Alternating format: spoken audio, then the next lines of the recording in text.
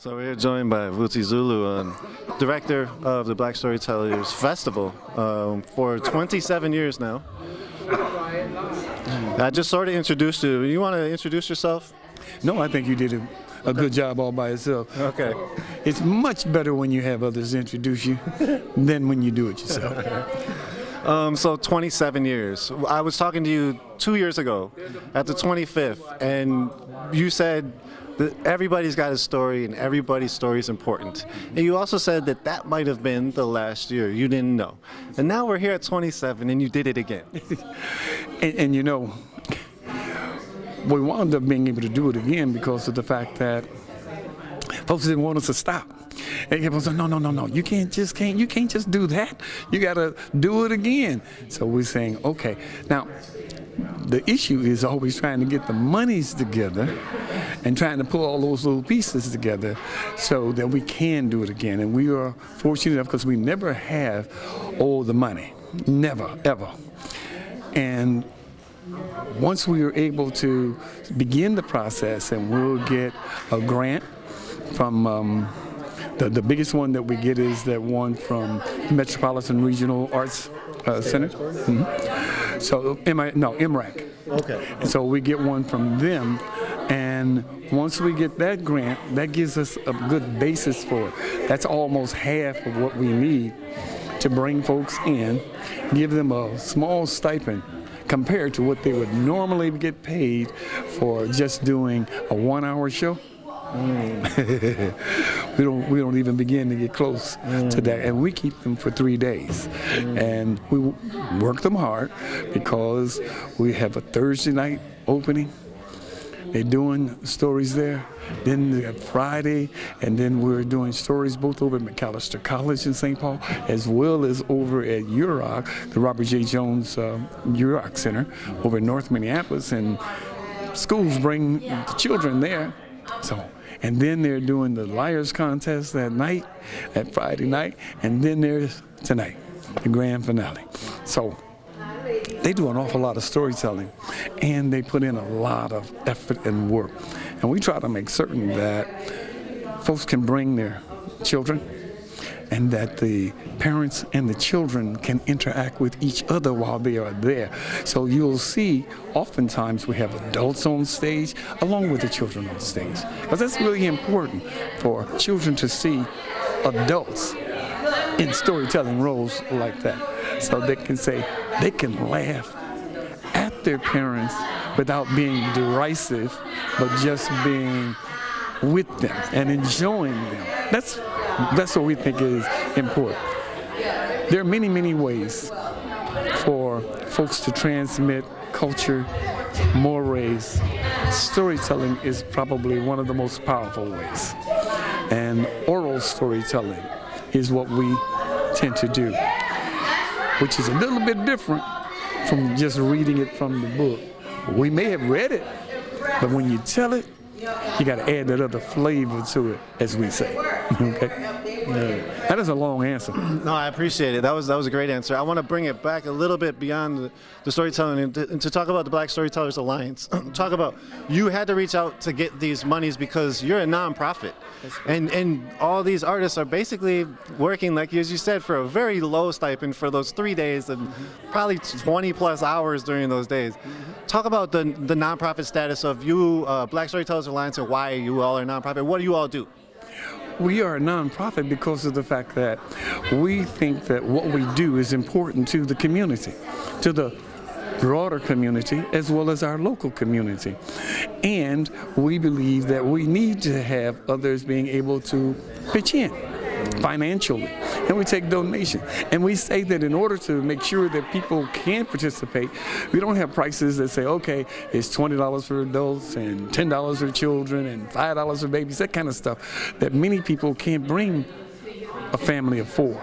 Now, I know people do spend a lot of money going to all kinds of other things, and that's true. But we are trying to get folks involved in what we are doing as a means of teaching. Because what we call this is edutainment, okay? It's along with teaching the things about what it is to be human. We use that word a lot in a lot of different ways sometimes. Folks are talking about, well, I'm a human and you're a human.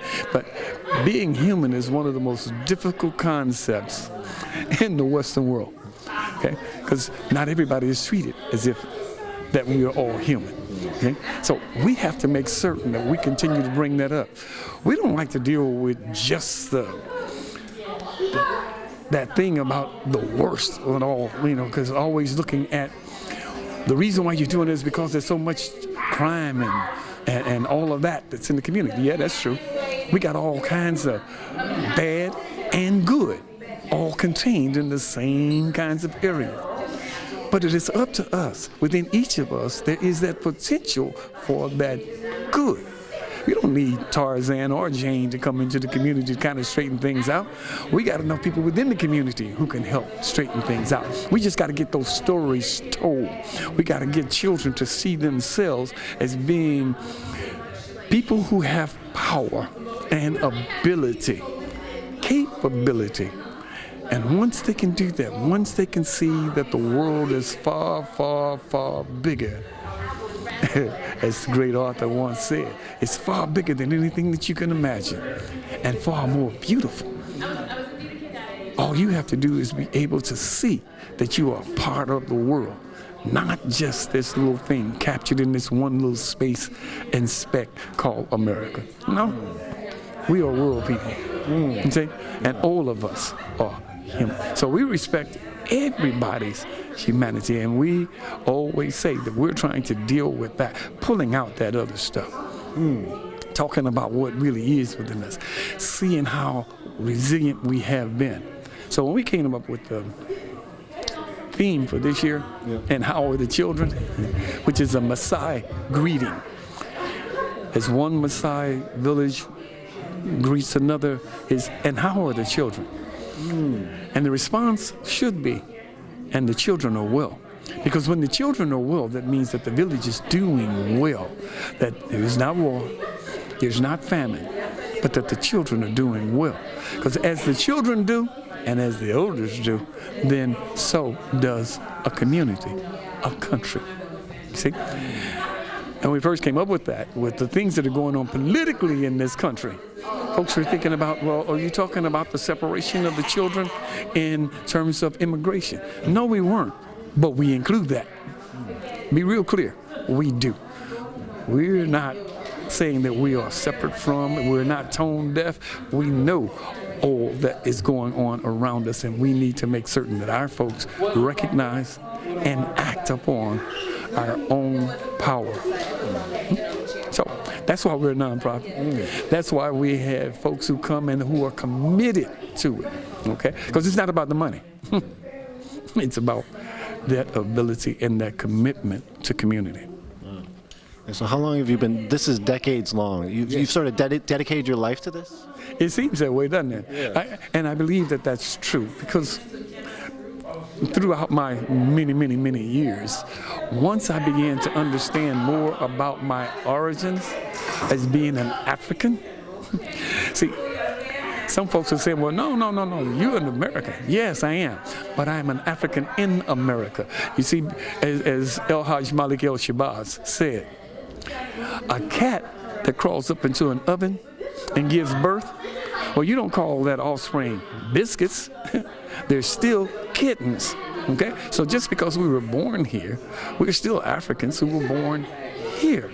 And once I began to understand that, which happened as a result of the teachings of a brother Mahmoud El-Khati who was here, once I began to understand that, then I didn't have any choice.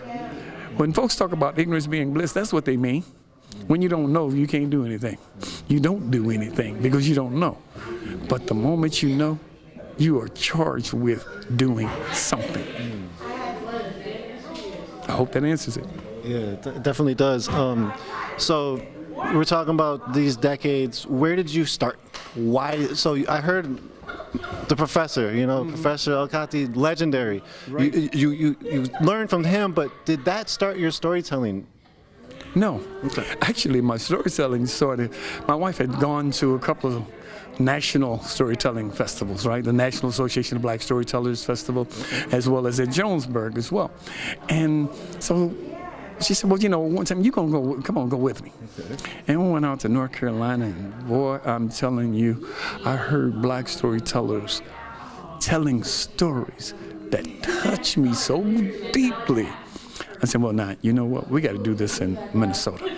We got to do this in Minnesota. And that first one, well, we kind of took out a little bit of a house mortgage kind of thing, and we kind of put it together like that. To make sure that we could bring folks in to it. So that's how we started. Wow, that's amazing. And you see, it's a lot, but the stories that were told then, one of them was about the Igbo crossing. And that's a very instructive story about some folks who were brought here with the promise that they were going to be free. Now, this was after the end of slavery. So once they got here, they were put in chains.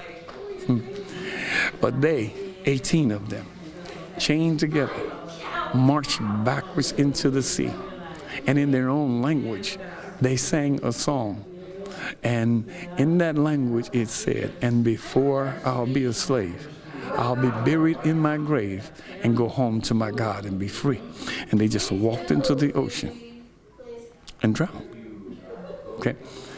Now, when I heard these stories, and we're on the shores here where this took place, it just was just too much. And I'm just saying, if we could get people to kind of see that, can feel that, can kind of learn from that, can get the joy. We want people when they leave here to feel like they're at the top, that they're feeling good, that they can go and do.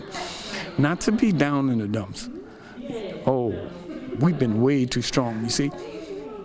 Some folks talk about people of color being weak. That's the most insane, that's the most insane concept, period.